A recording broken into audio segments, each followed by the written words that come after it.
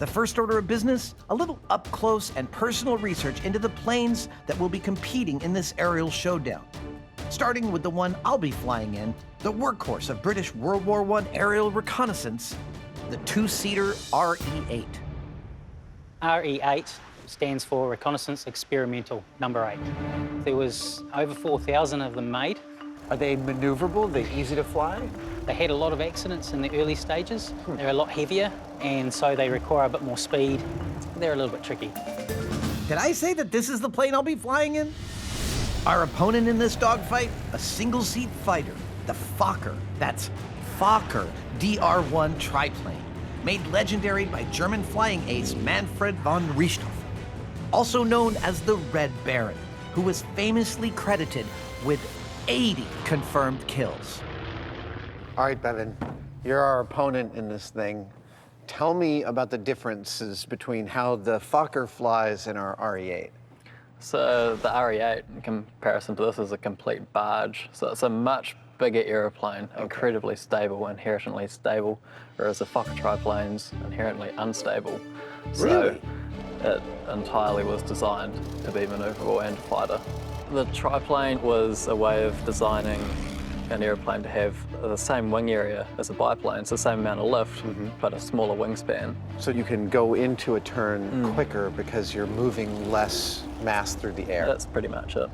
In fact, at 42.5 feet wide, the RE-8's wingspan is almost twice as wide as the FOKKER's, giving the FOKKER far more maneuverability, an edge Bevan will try to take full advantage of. My strategy is not to stay still.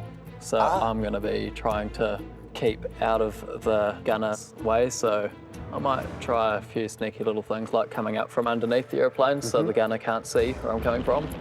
But while both planes were equipped with forward-shooting machine guns, the RE-8 does have a distinct advantage when it comes to firepower. The gunner back in the day was the person that was responsible for keeping the aircraft safe. That's going to be my spot, the gunner position. When we're flying this thing, it's going to be really noisy, and they didn't have comm systems. Basically, a gunner and his pilot would get to know each other very well, and how they communicate will determine how it goes when they get to battle.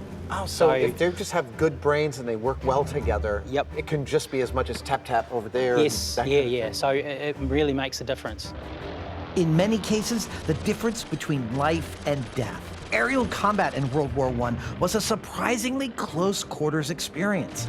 Planes were literally fighting within a couple hundred feet of each other. The most likely chance of getting a kill is when the aircraft are very close together, sort of 300-400 meters, and sometimes closer than that. Tell me what the hard parts are about being the gunner observer. Well, you're cruising along at about 75, 80 miles an hour, so you've got that to So you're continue with. exposed, and you've got And also the G-forces. As the aircraft maneuvers and pulls around, you'll be pulled into your seat a little bit, and you'll be pushed out too. So if we're in a dogfight, I'm enduring a lot more different forces. You'll be feeling everything, yep. Before we go further, a note about the incredibly brave pilots who flew these planes in World War I. Airplane technology was in its literal infancy, and training was practically non-existent. By the end of the war in 1918, a pilot's average life expectancy while flying was literally a matter of hours. Sure, it's easy to look at a black and white picture of the big bad Red Baron, but he was only 25 when he was shot down and killed. He was a young man. The men in the air flew under extremely high risks and were experiencing G-forces humans had never been subjected to before. I'm going to get into the gunner observer position in the RE-8 and take to the air. And I'm going to be the one using the rear gun on the RE-8. All right. All right. Most important, not to shoot your own tail off. Oh, right. Yeah, that would be pretty easy to do. Yes. Did that happen a lot? Sometimes, yeah. It's pretty cool, isn't it? It's amazing! While I'm admiring the majesty of flight and adjusting to the forces buffeting me around, Oh, man! This position is a tremendous amount of work. This observer gunner would have not sat down for the entire flight. As the gunner, it's my primary job to keep our plane protected. But as the Fokker starts maneuvering, I quickly discover how difficult it is to keep the enemy in my sights. Come on. Oh, man. We are so dead. It's really hard to aim at your opponent when he doesn't want you to be able to. Fokker is flying and like weaving all around in the sky, and I'm trying to get a sight picture between my rear and front reticule. It is non-trivial, especially when he hid behind my tail. Oh, we are so dead.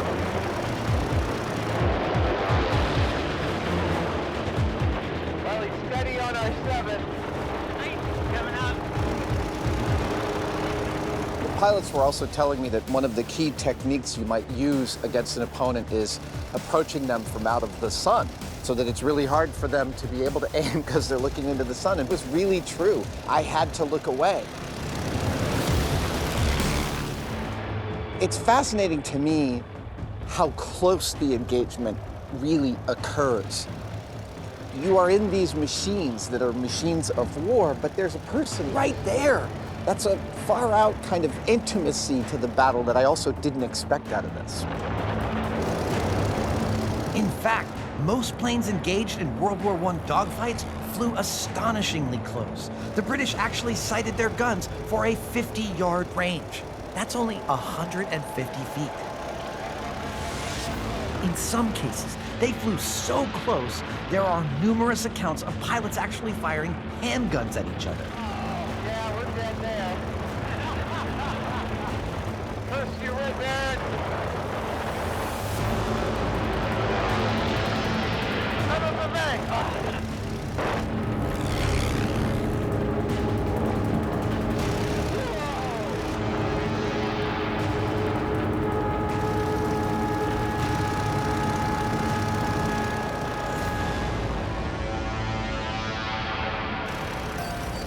There is so much more strategy to this than I considered. That was so awesome. We were dead a few times, but I got in a couple of good shots. In the abstract, I thought, well, I've got a machine gun back here. This is my domain. But it's not really. It's like there and there. But here, I'm gonna shoot out our own plane. He can hide under the tail, and I can see him, but I still can't get to him.